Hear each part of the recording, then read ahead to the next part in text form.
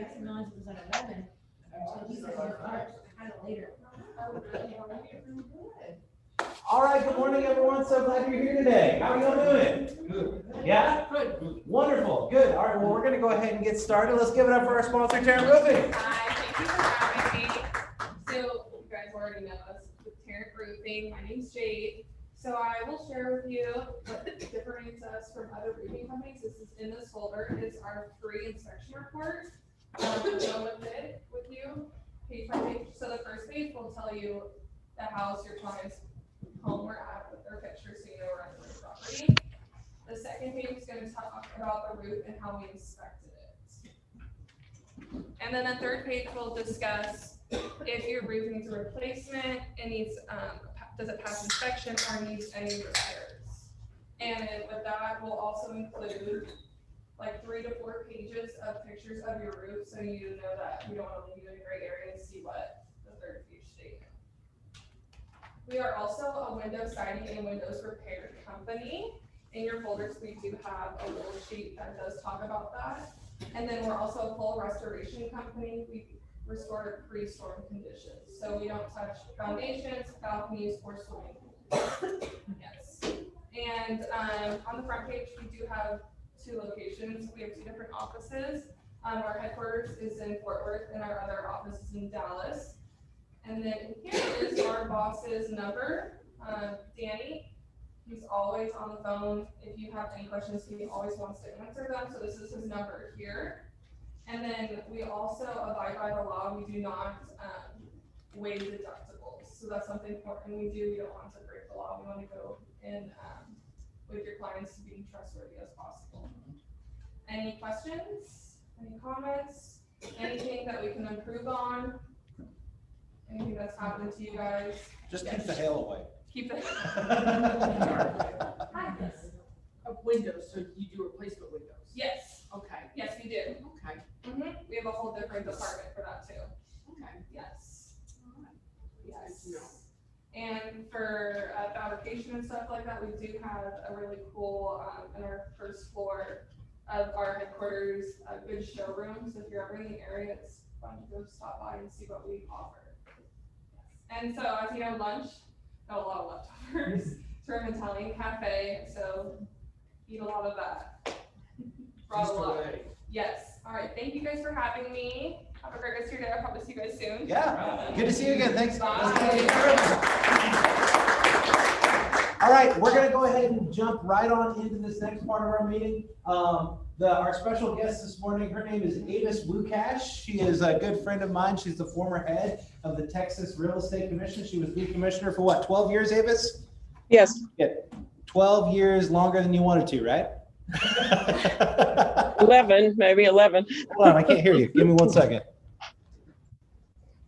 I think we can hear you now. I said 11. There was 11 years more. I mean, the first year I was just figuring out what was going on. Got it. Okay. Perfect. All right, so yesterday we kind of talked about what we're going to cover today, and it's we decided that the topic is going to be crap not to do to get in trouble with the real estate commission. So, so Avis, thank you so much for joining us. This is our Johnson County office, and we've got a bunch of people watching online from our Fort Worth and our West Fort Worth office as well. So, take it away. Tell us what we need to know. Well, I do have some things you should do and some things you shouldn't do. So when Scott called and kind of needed somebody to fill in, this came real easy. I've just done this presentation. It took an hour and a half last week for a board of realtors in the state, not in your area. But one of the things that I want to be sure you guys understand, if you take listings, and if you don't take listings, you don't have to listen to this point. But if you take listings, one of your new jobs with beginning April the 1st is you are the only person holding the title company accountable for the timely delivery of option money, because the title company will accept the option money whenever they get it. It's not their job to know whether it's inside the time frame that is required in your contract. And so as a listing agent, you need to be calling the title company on a very regular basis in that first 2 or 3 days.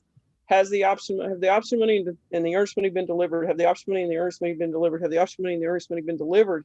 so that you can make sure that it's in that time frame, because your seller, if those are not timely delivered, of course, has some choices to walk away from the contract, and you don't want to take away that seller's right by not holding the title company accountable to the timely delivery of the option and earnest money. So pay attention to that. Do you all understand what I'm saying?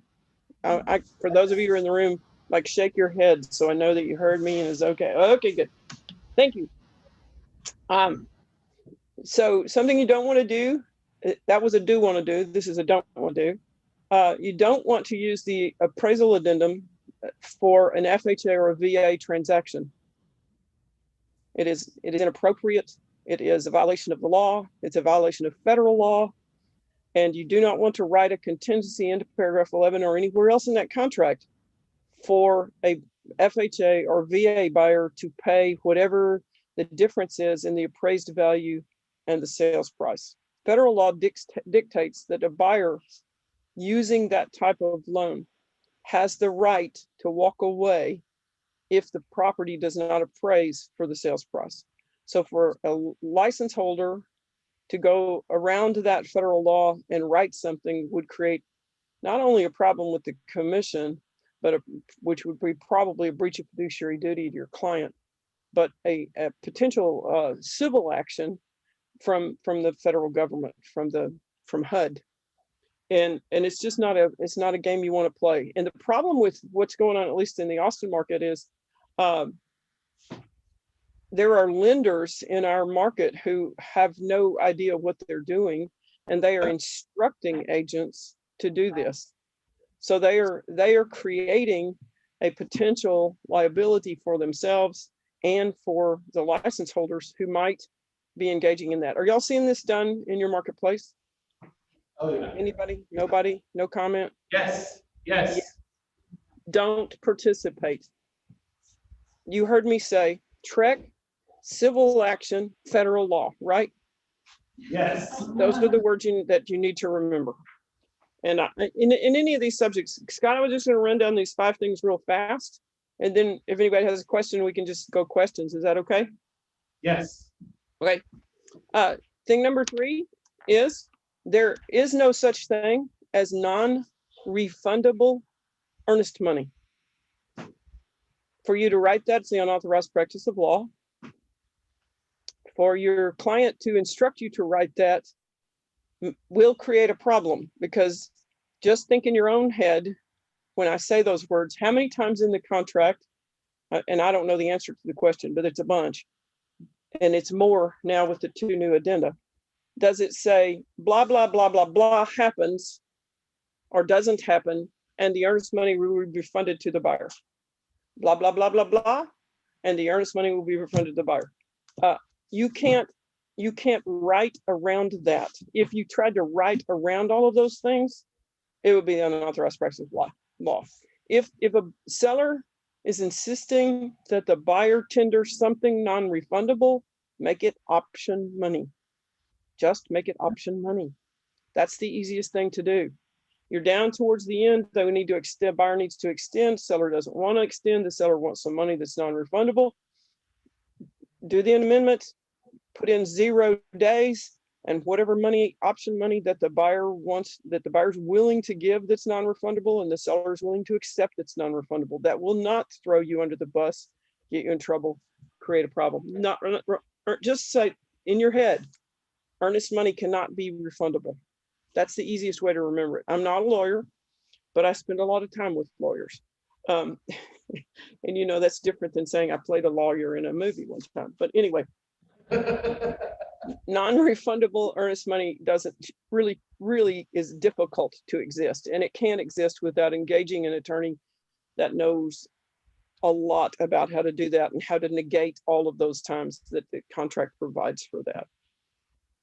So I don't know what's going on in your market, but in our market we have had just seems like an epidemic of buyers engaging you as their buyer's agent, signing a buyer representation agreement, going and looking at property, making offers on property, and then you take 2 days off for the 4th of July and they go somewhere and buy a house from somebody else. And they say, and then then somebody tells, you know, and coaches them, which is of course violation of the law, but that's another story, proving it, coaches them to say they were unhappy with you so that you will turn them loose in the buyer rep. What's my point here? This is a do a really better job than we're doing in explaining to a buyer that a buyer representation agreement is a binding contract, and it means something. And it means if they go wander around and find somebody else on the day you took off for vacation or went to your uncle's funeral or whatever you did. We actually had that happen. One of our agents left town to go to their uncle's funeral, and this happened to him. That they're going to owe you money. And if your brokerage is willing to go to the bat and have that lawsuit, they can. But let's get better at explaining it rather than just shipping it off through dot loop or zip forms or whatever you command or whatever you're using these days, or whatever you're using, carrier pigeon, I don't know, but just sending it to them and say, sign here and get it back to me. That's not enough disclosure of what they're signing. Are y'all having that happen? I saw one person shaking her head and understanding that concept when I was saying, there's a guy in the front shaking his head. Yes. What'd you say, Scott? It has happened to a few of our agents, yes. It's very not nice. And it, to me, it's really, I think there are some consumers that you could explain it forever and they still would do it. But I think there are some consumers that didn't understand what they were doing. That's what I'm coaching on, is trying to help people understand what they're doing. And they put, when they end up with an agent on the other side that's a pretty good guy or gal, they feel bad, you feel bad, everybody feels bad. And the buyer has created that by being, you know, a jerk or whatever you want to say they are. I would use stronger words, but I don't know y'all well enough. Okay, my fifth thing is last but not least. And hold on, I want to ask you one other thing. Okay. While you're on that, so it's important for them to understand that even when a builder is involved too, right? Yes, sir. Yes, sir. Even anybody. Exactly. Point that out. I mean, just go through that, spend a little bit more time with the buyer, and sometimes the seller on a listing agreement would be a good idea too, just helping them understand it's a contract. See, I don't think people are getting it, because at least in most of your area, I think in most of our area, things are so hot. They're just in such an emotional frenzy that they can't come down to listen to what you're saying about this contract. So try to slow them down, make them listen. Last but certainly not least, and this information is in the current version of Legal One that you all have to take for your license renewal. And it happens sometimes to us. A transaction, first buyer walks away for whatever reason, and perhaps there's a dispute about the earnest money and a dispute about maybe some other things. And so the buyer and the seller go at odds about what's gonna happen with the earnest money. In another world, in another life and time, a common practice was, well, we'll just go to a different title company and sell it to someone else. That creates civil liability, potentially for the seller, potentially for the agent, potentially for the subsequent buyer if they know that there was a contract still existing somewhere else. So take the advice I got from a real estate attorney a long time ago, who said to me, a contract never dies.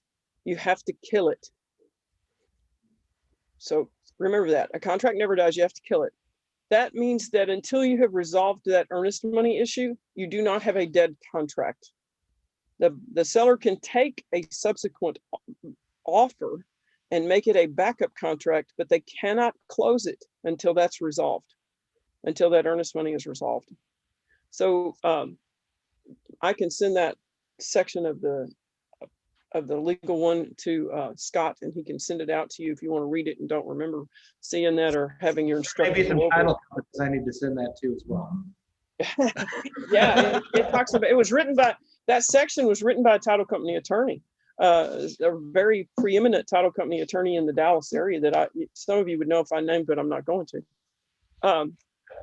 So that was kind of my 5 things to talk about. And my clock says it's been longer than 15 minutes that I've been talking, but I'm more than willing to take questions. I hope Scott told you that I'm at the beach. I don't always look this casual when I'm asked to be on Zoom. I did put a tiny bit of makeup on, but not much. One question that I've gotten in regards to that, this may be TMI for everyone else in the room, but will be beneficial nonetheless. If a title company has an earnest money dispute and accepts another contract and closes on that contract, even at the same title company, which we have seen a couple of times here in the greater Fort Worth area, what do you do in that case?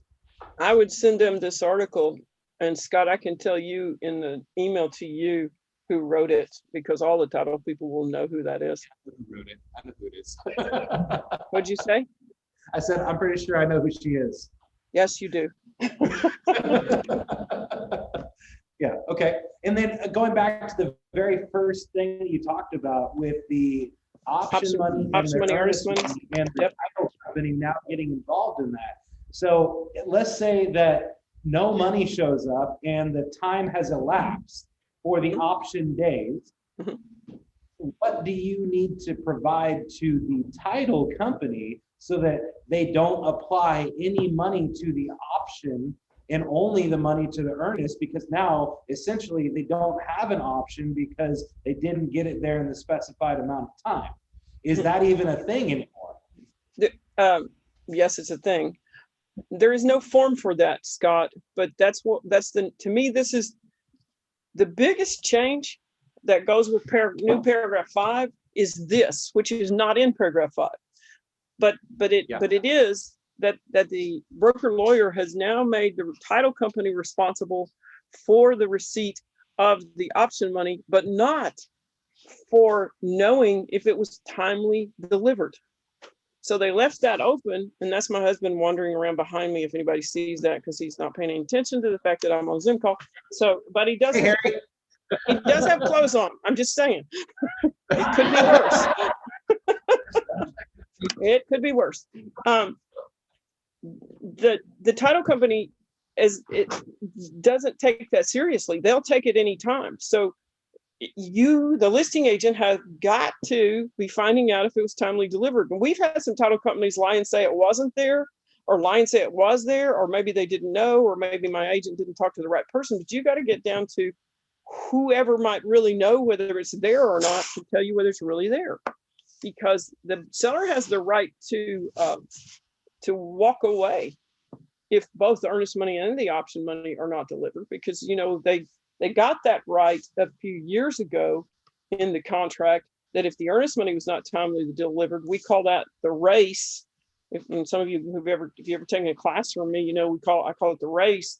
Who's gonna win the race of giving notice? Is it going to be the seller giving notice to title and the buyer? You didn't tender your earnest money, the deal's over, I'm walking away. Or is the buyer going to get the earnest money there? Who wins the race? And that of course takes place on midnight the third day. And we coach people, if you pass the time of close of business on the third day and the earnest money is not there, of course the buyer has until midnight to tender it. So if there are some apps that are being used, that can happen all the way up to 11:59. But prep yourself for the notice from the seller to go out at 12:01 to title into the buyer's agent saying, you didn't tender, it's over, because it's all deadlines in the contract except one are midnight. All deadlines in the contract except the give notice of your termination option as a buyer, which is 5 o'clock, but everything else is midnight. And so coaching people to get ready for that race at 12:01 is something to think about. And that gives the seller the options to go on. And in this market, at least for us, there's such a shortage of inventory, it's not a real big deal, because the seller just doesn't care, because they're just going to think they're going to find somebody else that'll give them more money. and they keep moving. But this market will not last forever. You need to remember these things for when the times change. Awesome. Any other questions? Yeah, Regarding the appraisal addendum, I don't know if you can hear me. can you hear? Something about the appraisal addendum. Yeah, the appraisal addendum. If you have a VA or an FHA buyer who is willing to pay over the appraised value, how do we write that up? Since we You can't. use the addendum? You can't. You cannot do it. You cannot put it in an agreement. Period. Cannot do it. You can send them an email and say, my buyer is willing to pay blah more, but you can't put it in an agreement. You're violating federal law to put it in an agreement. It has to be an email. That's the only way. It can't be in an agreement of any sort. We're getting really fringe now, but let's say that there's a lawnmower in the garage that the seller is, or the buyer is willing to pay $5,000 for, and they do a bill of sale for the lawnmower for $5,000. That is Well, one way that I'm not saying. Yeah, no, I don't want you to go there. That gets too wink, wink, nod, nod, nasty. The buyer can show up with extra money. That's their decision, but you can't force that to happen because the law says that an FHA and a VA buyer have the right to back out if they want it, if the property doesn't appraise for the sales price. And so the buyer is saying, I don't want it. I'm going to pay this much more. And so in that lady's question, she could say in an email to the buyer's agent, we can't put this in writing. And most of the great untrained out there are going to think they can put it in writing because y'all are telling me you're seeing this. And just you do whatever you want to do. But let me just say, I do not intend to be the test case for VA and FHA overpayment violating federal law. And if you want to be that test case, then go ahead and do bad stuff. But anyway, so write the email and say to the other agent who's going to not want to be the test case either if she understood it or he understood it. Hey, Paul. And send an email and say, my buyer has blah, blah money and is willing to put it up for the difference. But because of federal law, we can't put this in an agreement. And so, and the buyer can do that. I mean, the buyer can willingly pay more. That's not a problem. He doesn't have to buy the lawnmower and all that BS that Scott was saying. He can do it. You just can't put it in writing as an agreement. It cannot be part of the contract. It can't be part of the contract. It can't be enforceable. It has to be in. That's right. Honor Has to be information and trust. Yeah. Tough stuff. Tough stuff. Okay. All right. Any other questions, comments? Well, this was fun. If you had fun. We got one more. if Oh, that's okay. Yes. So we can tell the buyer that, or You can tell. tell the buyer. She said you can tell the buyer that and you can tell the seller that. You just can't put it in writing. That's right. From you can't put it in writing from the two principles of the contract. You can't have them. Agreeing You can't have them sign anything. The lady in the back that asked the question, send an email to the buyer's agent and say, my buyer has instructed me to tell you they are willing to pay this much more. And we cannot put that in an agreement format because federal law disallows that. Yeah. So I hope you'll trust us. But they can't enforce it. If you get down to closing and the buyer said, whoops, changed my mind. Can't enforce it. Can't enforce it. Now, we also wouldn't want to be the test case for that lawsuit. If No.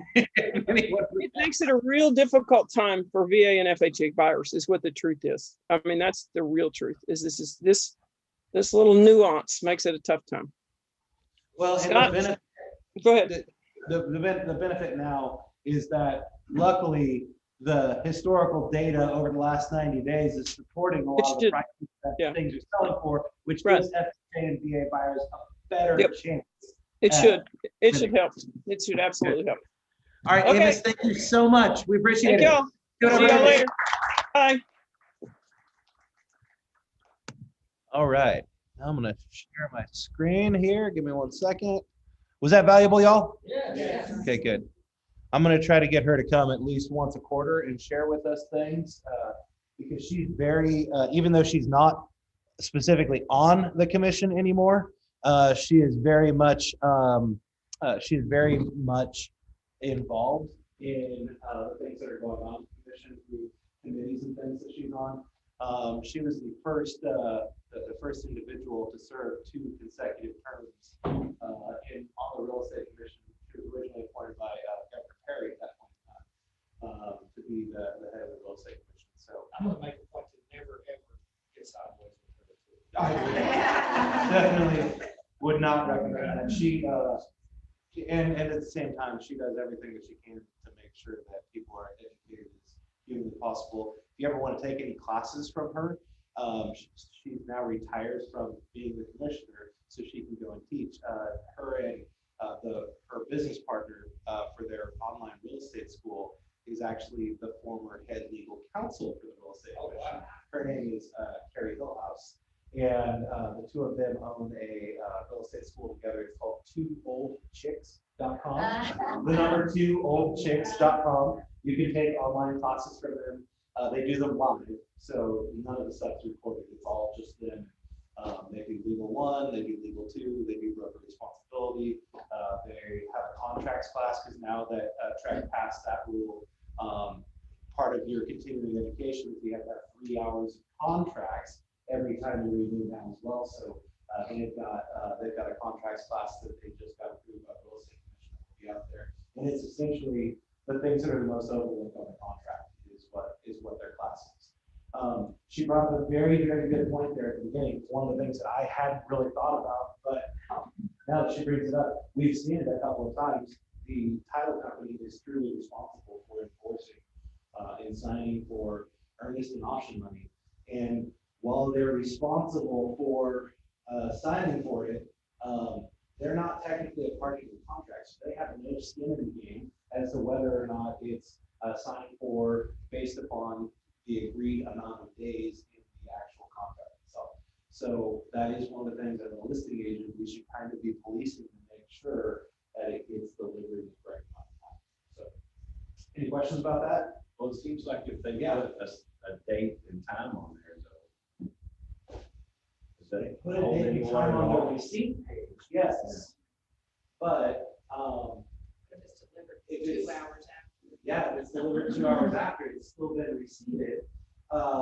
And so the option money has to be delivered within, let's say you agree that it's 3 days and you go under contract on Monday, that's Tuesday, Wednesday, Thursday, that they have to get the option money there by. And if the way the contract is written is such that if the option money is applied first and then the earnest money is applied. So if they bring a check in, let's say they forgot to bring an option check and they just brought 1 check and it only covers the earnest money. Well, it's going to apply first to the option money, which means that then there's going to be a deficit for the earnest money. So whatever that deficit is, you're going to have that's still left over. But the more important and more concerning thing is with the earnest money before, it was you got to choose, your seller got to choose whether they still wanted to allow that person to be under contract or not. Now, the thing that's concerning is if you agreed that it's 3 days to get your option money, your option and earnest money, and they bring it on the 4th day, your seller wanted to say, hey, you don't have an option anymore. There's really no way to enforce them not having an option because the broker didn't get to sign for that option money, or the seller didn't get to sign for the receipt of the option money. So you're basically, unless you're policing that, like Ava said, unless you're policing and staying on top of it, you're letting the title company decide whether or not an option is still going to be provided. Which I like the convenience of us being able to deliver the option money to the title company. It's so much more convenient. But in times like this, really if this contract had come out in the regular real estate market, it would probably be the best thing we've ever seen in our whole life. But now that we're in a super competitive market, putting the title company responsible for choosing whether or not someone gets an option, that is one of those things that kind of gives the seller, it's a detriment to the seller at this point in time, unless, like Ava said, you as a listing agent are staying right on top of it, staying on top of the title company. And this is why having a super strong relationship with your title company, your title representative, and I'm not just talking about your title rep anymore. You need to have a really good relationship with the person at that front desk who's signing for everything that walks through the front door, so that you know when you call, you can get an answer as to whether or not that's been signed for. You know they're gonna pick up their phone. You may even want to get the cell phone number for that person who's sitting at the front desk, so you can really be in direct communication with them, because it's changed. While it's a subtle change to the contract for the consumer, it is a major change to what the contract can do on the back end of it. So make sure you have a good, strong vision there. If the option money is exceeded after the 3-day notice by the title company, does the buyer still have an option or no? If the option money is received after, yes, they still have an option because the option money is signed for. He said after the 3 days. Yeah, even after 3 days. Look, that's the thing that is so drives me nuts about this new version of the contract. Before, it was two different paragraphs altogether. It was very clear. You have 3 days to deliver the option money. The option money has to be signed for by the agent, the broker, or the seller. Now, no, not any of those three can even sign for the option money. It has to be signed for by the title company. And so you really don't have a clearly defined way of saying you didn't deliver your option money on time, you no longer have an option, but you still have to get in your earnest money. Because most of the time, look, I love title companies, but I love people in general, okay? And the thing that we've taught our front desk people here at this office to do is before, with the old contract, somebody came in and said, I have option money, can you sign for it? And they just brought the last page of the contract, the receipt page. We'd say, hey, thank you so much for bringing the option money, and I need to see the full contract to make sure that I'm within the right amount of days to be able to receive the option money. Because if they were outside of the amount of days, that would prompt us to pick up the phone and call you as the agent and say, hey, we've got a check here for option money. Do you want us to go ahead and sign for it? Or do you want us to point them in your direction so they can have a conversation with you as to whether or not they still have an option?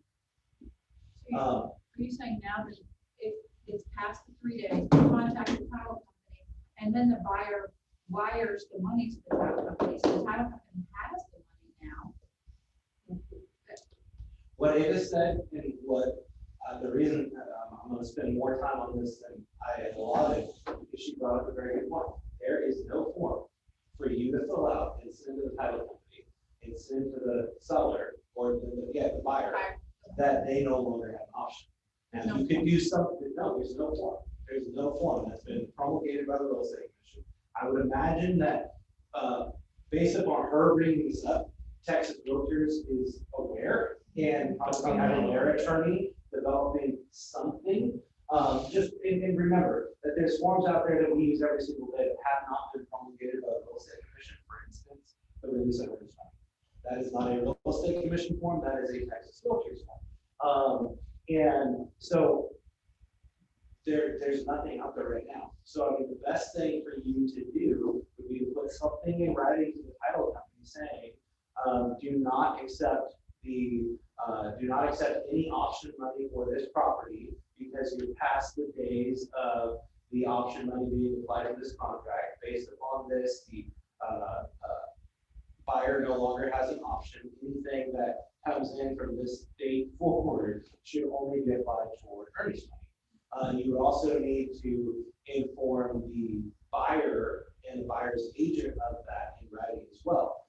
Now, we're in a really, really precarious situation here because all of that wording that you just put could, to somebody, be the unauthorized practice of law. And I'm going to say that I'd rather you do everything that you can to protect your seller. And if that means that you're kind of on the fringe and in the gray area of that right now, I'd rather us be able to stand up in court and say, hey, Mr. Judge, Mrs. Judge, we did everything that we possibly could to protect the person who was responsible in this contract. The fiduciary responsibility we had was to the seller, and this is what they expect. So yeah, there's no form. I would imagine that 2 years from now, because every 2 years they have the ability to change the contract because it goes off with the legislative session. It's the legislative session, state of Texas is every 2 years. So our next legislative session will be in 2023. We just finished ours this year in May. And so you probably won't see a change to your to the contract meeting to this specific point from the real estate commission addressing it until May of 2023. So kind of stuck with it for right now. They could call a special session, but I've never seen a special session called for a real estate contract.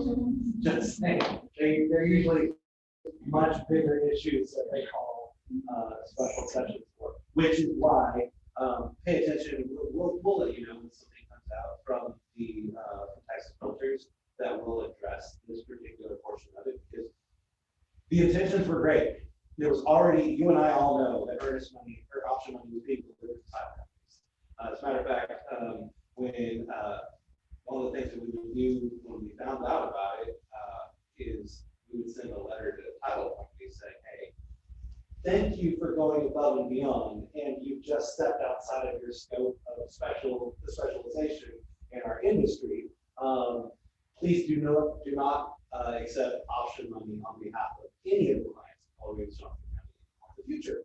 Now we're not sending out that letter because now it is part of their scope of industry, even though they're not technically a party to the contract, which has always kind of been one of those things in the state of Texas that's been interesting, because there are specific places in the contract that the title companies are required to perform on, but they're not really bound by days. The people who bind them by days are us as agents by holding them to, hey, if it says 14 days for a title commitment, we've got to make sure that they're actually staying on top of that, because while most title companies will follow those days in there, if you get a fly-by-night title out of, out of Hillsborough, you've experienced fly-by-night title. Okay. So if you've experienced fly-by-night title out of Hillsborough, and they don't look at days because Hillsborough is just kind of like, hey, kind as you are, we'll get it to you, we'll get it to you. Then yeah, your responsibility as the agent is to hold the title company to the days that are in the contract, because if they miss the days of the contract, there's not anything you can do because they're not actually a party to the contract. Just like the T-47. The T-47 is one of those things that's not actually a Texas real estate contract. It's not even a Texas, it's not a form that was designed for you. It was actually designed by the Texas Department of Insurance. So it's one of the rare places where we go and tell you that your client needs to have a form signed by something that's not actually in your specialty, because it's a form by the Texas Department of Insurance that needs to be signed so that they can verify what has or has not been done to the property since it's been acquired. So, yeah. I'm curious, and it doesn't really matter, but why do you think they changed that, or did it? Why did they change that portion of the contract to allow option money to be? Right. Because agents were delivering option money to title companies already, and title companies were signing for it, even though they had no legal right to actually sign for it. And it was creating, it was creating chaos in instances where things didn't go right. And if you go and look at the entire Texas real estate contract, the one before trading contract, the whole thing was created for instances that didn't go right. Which is why if you go and look at the notice in there of water fluctuation, the whole reason that portion of the contract was on there is because a Texas legislator sold his home on Lake Travis. Well, when he sold his home on Lake Travis in 2008, I think is when it was, Lake Travis was full, right? And then the buyer who bought it with the understanding that it was lakefront property. Okay. Well, 2011, 2013, we had a drought, massive drought, right? And Lake Travis went down, I think it was like 60, 70 feet from where the shoreline was before. They sued the legislator for selling that as oceanfront property, as lakefront property. Did they win? They settled. But it caused the discussion to be made that we need to be super clear and blatantly obvious all the time that when it rains, water levels can go up. When it doesn't rain, And then Avis always says her thing is, and then they should have also added on there, and McDonald's coffee is hot. Right? So, if you go and look at the real estate contract, every single paragraph, every single thing was written because something went wrong. There was a lawsuit filed, and now it's a CYA. So this is one of those places where we as listing agents have to be overly, to start off, we're gonna have to make sure, number one, we have really, really good relationships with our title company representatives. And like I said, you get to have a really good relationship with the front desk person with the title company too, because they're the one who's gonna know whether or not they sign. We should stretch it. All right, any other questions about that? Yeah, no. Just more of a comment, I guess. When I'm the buyer's agent, I still, I'm old school, I have a little more time on my hands than maybe Kevin does. I just still get the money from my buyer and I can deliver it. I think that's awesome.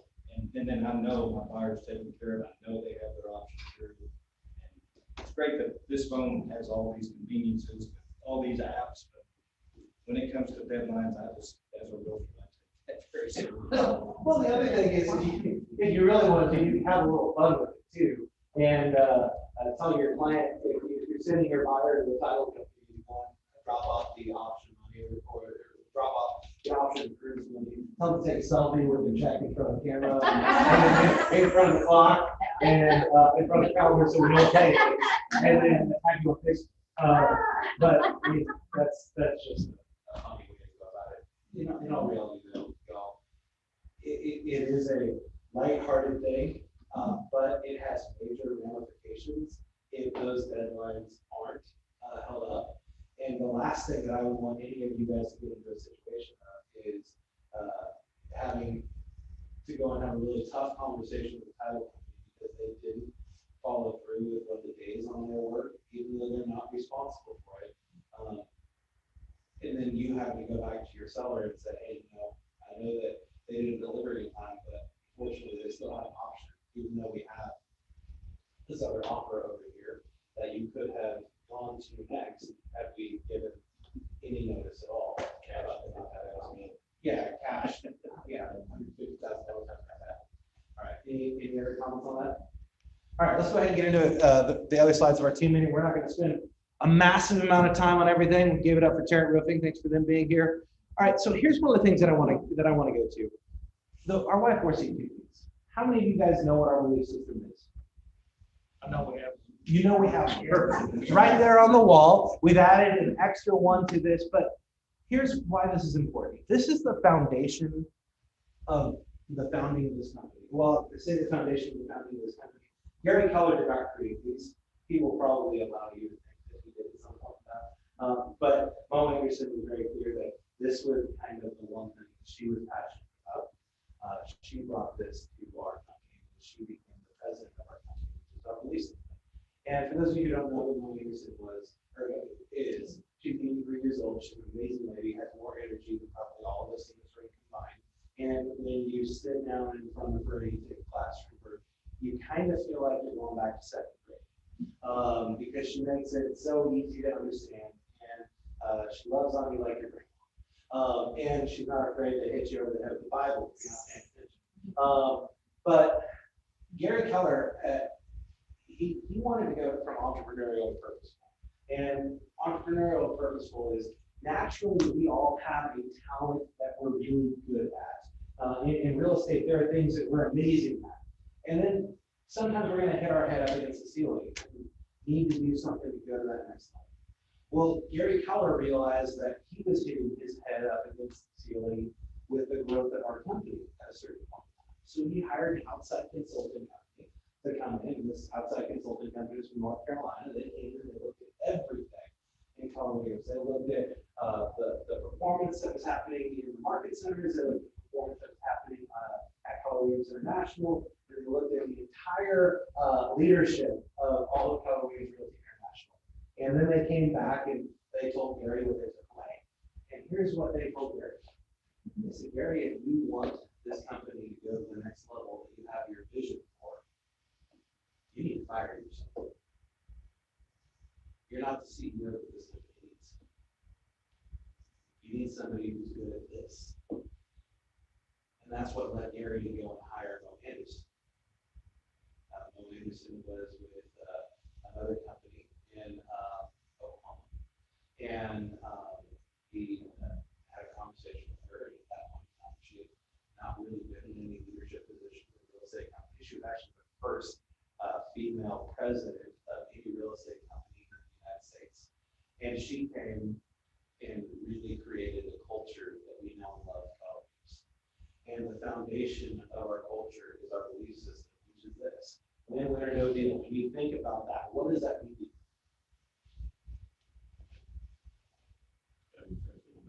Yeah, fair for everyone. I mean, this is not a used car lot, though. We want everyone to have a good deal. And that doesn't just mean that we're looking out for only our seller. We want to make sure that the buyer also gets what they deserve in the transaction. It's not about going and just raking somebody over the coals and making them feel bad. It's about also helping the person on the other side of the transaction to have a smooth transaction as possible. All right, integrity, do the right thing. That one's pretty obvious, right? Always do the right thing. Now, interestingly enough, y'all have heard of Enron, right? Okay, well, we're not unique, thank the Lord. But Enron, in their lobby, the word in giant bold letters as soon as you walked into the Enron lobby was integrity. But that's just a person. So for us, and the one thing that Mo Anderson said, and I believe, is these are not just words on a wall, they are words on that wall right there behind you, and we live them out.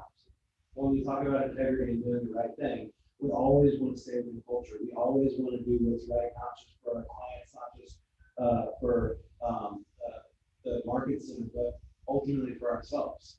We have a belief system in the company. You guys have a belief system as individuals. Whether you know exactly what that belief system is that you've written down, you naturally have some kind of things that you believe. All right, so customers always come first. That one's pretty obvious, right? Commitment in all things. What does that mean? Okay, so Mark King, our new president of Keller Williams, he drew a circle. And inside of the circle, he drew a pair of feet. And what he said was, commitment in all things to him means that you're either 100% all in or you're not. And in serving our clients and taking care of a real estate transaction, we can't be half in and half out. As somebody put it once to me in class, I think it was John Maxwell, you can't just be kind of pregnant. You're either pregnant or you're not. And it's one of those things with our clients and with our real estate business, with our goals. Yeah, are we going to take time for ourselves? Absolutely. But when we know we need to be all in, we need to be all in. And I love that image that Mark King put of just the circle. You got to be where your feet are. And that doesn't just count for your real estate business, but I mean, there's people who have kids. You have families, you have grandkids. Being where your feet are means that when you're there for that specific reason, are you really allowing yourself to be there for what you're supposed to be there for? So, are you giving yourself the permission in the evenings to not answer your phone so you can be fully present? Are you giving yourself the permission to go and sit by the river for how many days were y'all there? Yes. 3 days. 3 days? Man, it seemed like we were there. You just got the picture floating on Facebook for a few days after that. But you gave yourself the permission to be all there for that, and yeah, maybe you had a couple of real estate transactions while you're there, or conversations while you're there, but ultimately you gave yourself the permission to go on. So commit to yourself that you're going to be all in where you're supposed to be at that point in time. Communication, see first, understand. Okay, this is the tough one for a lot of real estate agents out there. They jump to what they believe is the reason things are happening instead of asking questions about why things are actually happening. So seeking first to understand can be a massive opportunity in all of our real estate transactions, because so often We believe something's happening for reasons other than why it's actually happening. So it comes down to coming from curiosity is what we talk about in both. It's come from curiosity and stay out of judgment. We don't know what's really going on the other side of that transaction. As a matter of fact, I'll share an experience with you that I had on my way back from Colorado this week. So I went to Top Lawn Week in Colorado Springs last week, and it was on Friday. Hot all day, and then the market center up there, they were so awesome. They hired a driver for me to drive me. Yeah, that was the first time they ever hired a driver for me. I kind of felt important. And so they hired a driver for me to drive me from Colorado Springs to Denver. Literally 5 minutes after I get in the car with the driver, I get a text message from Southwest Airlines. Your flight's been canceled. Oh, great. Okay, so I was supposed to hop on a flight at 8 o'clock that evening, be back here in Dallas at 11, so that I could take my RV to my son's baseball games and let him and his team hang out in between all of their games on Saturday. Well, needless to say, that didn't happen. I had the privilege of spending 170 minutes on hold waiting for Southwest to answer because they canceled 1,000 flights. Now, why they canceled 1,000 flights, I don't know, because when the lady and I were on the phone together, she said, "Oh, it's for the weather in Denver." And I was like, "Man, I'm in Denver. I'm looking outside. It's pretty clear." She said, "Well, they're also having bad weather in Dallas." I was like, "Hold on, wait. I'm looking at the weather there too. I'm not seeing bad weather." And she said, "Well, you can't pay attention to the weather on the ground. You got to pay attention to the weather in the air." I was like, "Okay." So there's really something else. You're giving me a bill of goods right now. That's fine, whatever. I've been on the phone 175 minutes. I'm ready to get off. So I flew in on American, but that's not why I tell you this. Coming from curiosity and seeking first to understand. In my car ride on the way to Denver from Colorado Springs, I had a gentleman who was a Muslim driver. He was a great guy. And on his phone, I heard some music go off. And I recognized what I thought was the call to prayer, the Muslim call to prayer. And I said to him, "Hey, do you need to stop so that you can pray?" And the guy started getting emotional. He's like, "Nobody has ever asked me that question." And for me, it just seemed like it was something that was natural to do, but we don't know what's going on in the minds and in the thoughts and in the heads of every single person around us, which is why it's important for us to seek to understand those people. For him, that was somebody showing compassion that he had never seen before. I mean, I didn't think about it a whole lot because I just wanted to get to my destination, and I wanted to have compassion for him because I don't know who he is, and if that was something that was important to him, I wanted to give him the opportunity to do that. And he said, "No, that's okay. I'll do it more." But it comes to the communication seekers understand is probably one of the most important things that's on our belief system. Because if we don't understand the people around us, how can we ever be truly successful? Yeah. That sentence crossed my mind this morning about 6:30. I'm reading this thing. There was a situation up on the north side of Fort Worth on Friday where a guy in an SUV and a motorcycle got in a kissing match. Yeah. The guy on the motorcycle winds up getting killed. Well, everybody assumed it was a road rage deal. The guy stops, gets off his motorcycle, bam, 2 shots. He's a goner.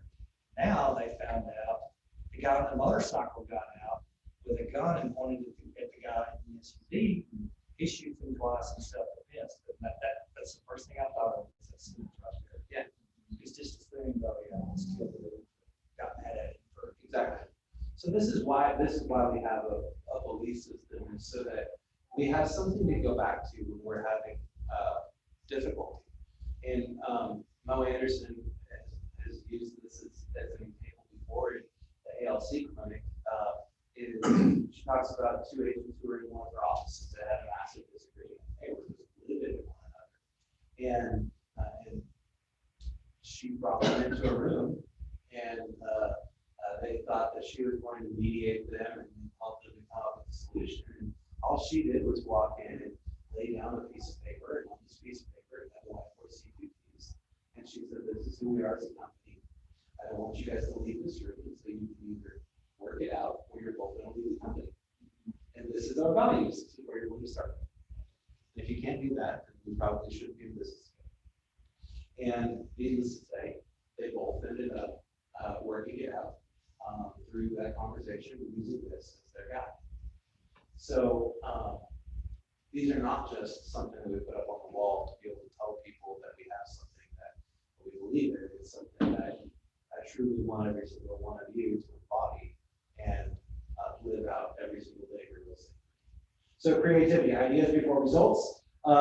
This goes back to the Millionaire Real Estate Agent book. So in the Millionaire Real Estate Agent book, I believe it's on page 187, there are two triangles. And on the triangles, it shows one triangle that's completely solid and firm. And on the bottom of that, it says models. And right on top of it, it says creativity.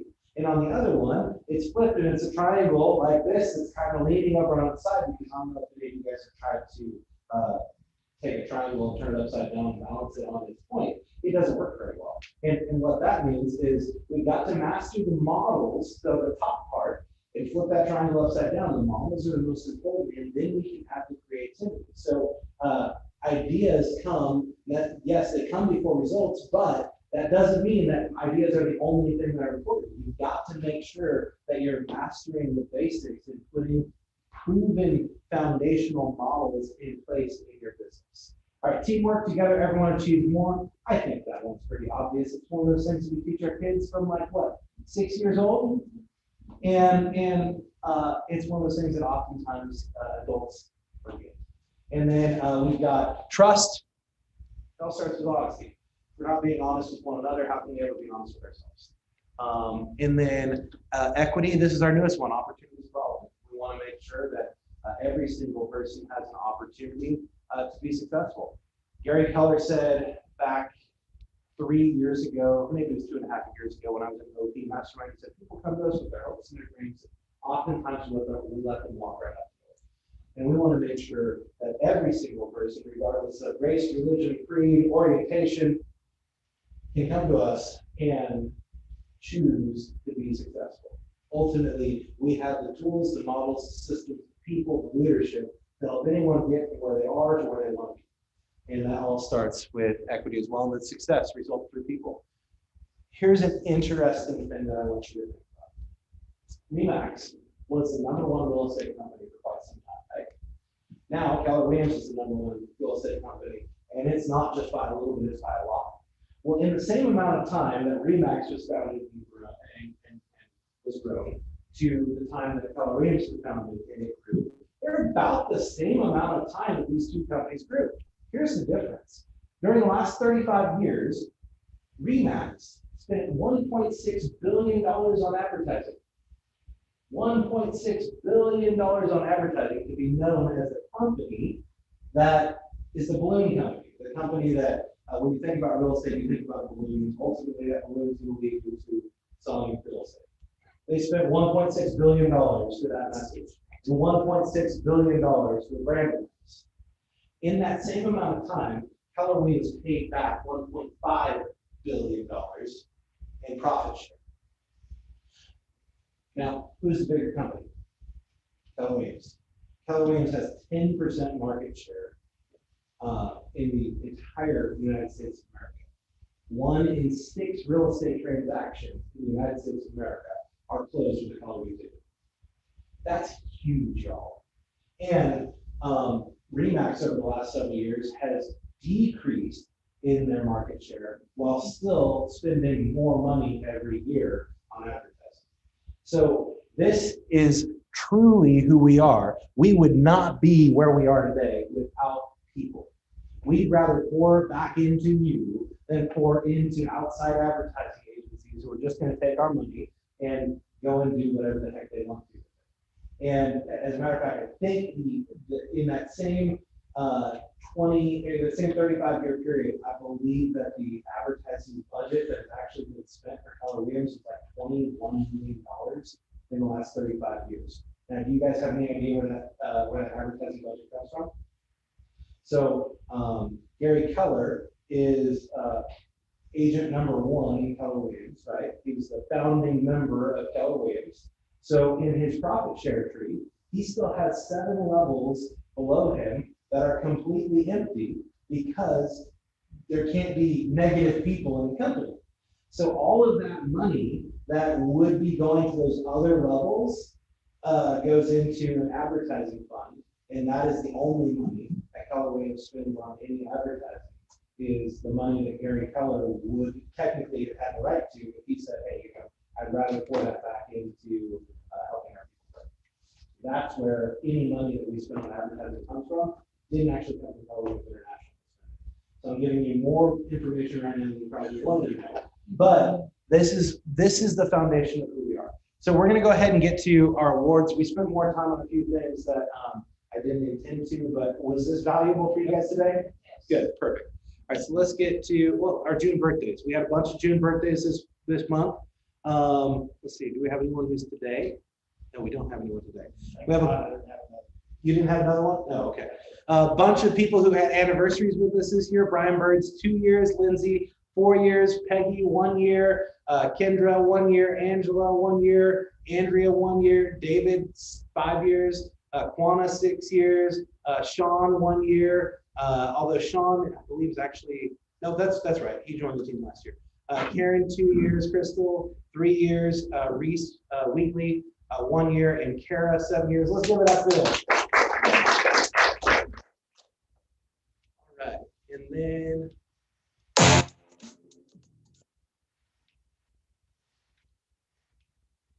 these are all of the agents who joined us in the month of May. We had quite a few people that joined us last month. Any of these people here this morning? They're all working. They're all working, exactly. They're probably watching online. So congratulations to all of them. Thank you for joining us. These are all of the people who capped last month. Congratulations to all of you guys. We got a bunch of y'all who are here in person. Angela, the Farleys, and then also Elgina. Congratulations, Elgina. Elgina, how long have you been in real estate? 1 year and 6 months. Oh, 1 year and 6 months. Yes, congratulations on capping. And how much real estate have you sold in the last 1 year and 6 months in volume? I didn't really know. You don't really know? Okay, well, it's been a lot. I believe you've closed like almost $8 million in volume since you got started, right? Yeah. She didn't even pay attention. She was selling so much real estate she can't even remember. In the last 18 months, you've done some amazing things as a brand new agent and in a brand new industry. Congratulations. I'm really proud of you and all that you accomplished. And I love when you pick up the phone and call me and ask me questions, because for all of you guys, I'd rather have you pick up the phone and call me and ask me a question than think I'm too busy to answer the question and never ask it. Always pick up the phone. Don't hesitate to ask the questions that you feel like you need to call for backup on, because that's what we're here for. We want to make sure that your questions are answered so your clients are served at the highest level all the time. And I'd rather have you ask me 100,000 questions that aren't necessarily as important than not call me on the one that is the most important, because you think that busy. So I will always get back to you. Don't answer right away, leave a message. And next week while I'm gone, you can call Kim, because I'm taking my family on vacation. But if you still need me, I'll answer. All right, so let's go on to. All right, everybody, listen up. That's a good video. I'll send it out to you guys. May Awards. All right, so congratulations to all of these people. Gina at 1.2 million, Amy at 1 million, Janet at 978,000, Nikki at 923,000, Cassandra. She was here, 880,000. Lisa, 859,000. Jeff, way to go, 600,000. Elgina, 2 listings, 419,000. Tamara, 452,000. And Cynthia Buck, 375,000. So congratulations to y'all. Then top individual agents for closed volume. Y'all had some pretty big numbers last month. Cynthia at 2.9 million, Cassandra at 2.1 million, Crystal at 1.4 million, Denise at 1.3 million, Nikki at 878,000, Jana 875,000, Cole at 820,000. Cole's a pretty new agent too. So 820,000, that's awesome. So if you see Cole in the office, congratulate him on that. David 774,000, Alan 718,000, and Mercy, hey, congratulations, 690,000. Congratulations. The top teams, the Golding team, you closed 4 units, 945,000. Congratulations. And the Z team, they closed 1 at 425,000. And then closed volume for last month, the Golding team 797,000. The Farley team 577,450 in May, and then the Allen team 305,000. And then top groups, the Green team, 7.8 million, Team Hudson, 3.1 million, and Panther Realty Group, 299,000. They closed 1 unit last month. And then top groups for closed volume, 7.6 million for Team Hudson, the Green team, 5.4 million, and Knight Realty Group at 650,000.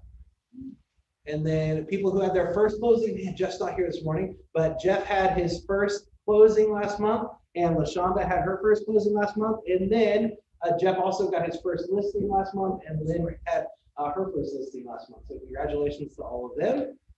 And if you guys ever want to join us every single morning at 8 a.m., Wes does what's called the morning mindset. Wes is our team leader out in Fort Worth, and what he does is he actually plays a minute with Maxwell. It's a John Maxwell video every single morning, where somebody gives John Maxwell a word and he tells you what he believes that word means in terms of leadership and connecting with people. And so it's a 30-minute call. Angela, you're on it pretty often, It's right? good. And Definitely get you moving. yeah, it gets your day started in a positive way.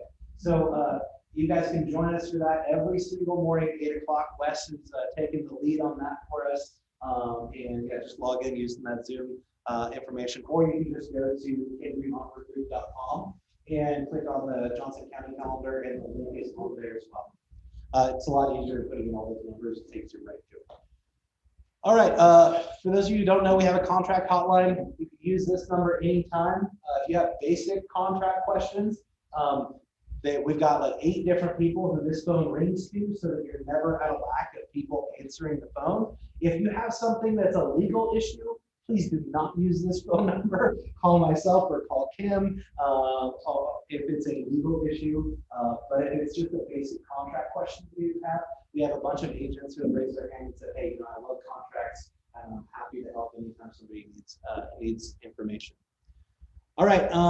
Does anyone have a new listing that they want to tell us about? Yeah, Mercy, tell us about it. Key is a 3-bedroom, 1-bath, though is a corner lot, Okay. 175. All right. Yeah, it's been rented for the last 12 years. It's a great rental property. What does it rent at? 1,100, I think. Okay. Yeah. So they just finished painting on the insides and outs, and so it's very nice. They put in things. And I'm going to have another one at the end of this week in Arlington, 4 bedrooms, 1.5 bath, and it is for 305. Good. Corner lot. Awesome. Okay. Any other new listings? Anytime soon?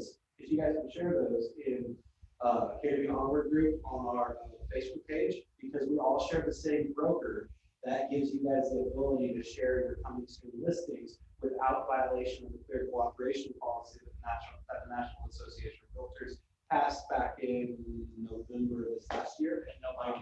And nobody cares about that. But I will tell you, I do want you to care about it a little bit. As much as I hate that whole rule, it pisses me off that they have it, because it prevents realtors from doing a lot of the things that you're supposed to be doing, which is advertising properties before they even hit the market, so that you hit the ground running with as much momentum as possible. We have had an agent in our Fort Worth office get a $1,000 fine recently for its violation of the clear cooperation policy by simply posting on their neighborhood page where another realtor lives that they had a house that was going to be coming soon to the market. And that other realtor turned them into the MLS, and they got $1,000 fine because they violated the clear cooperation policy. They were really just trying to add value to the community rather than choose their neighbors. So if you can't tell, I'm really, really not happy that the Association of Realtors made that rule. So, any coming soons? All right, well, if you don't have it coming soon right now, don't hesitate to post it on our neutral page. I have one, it's gonna be in Joshua, it's a double wide, it's 13 square feet, it's 3-2, built no 6. It'll be right there around 160.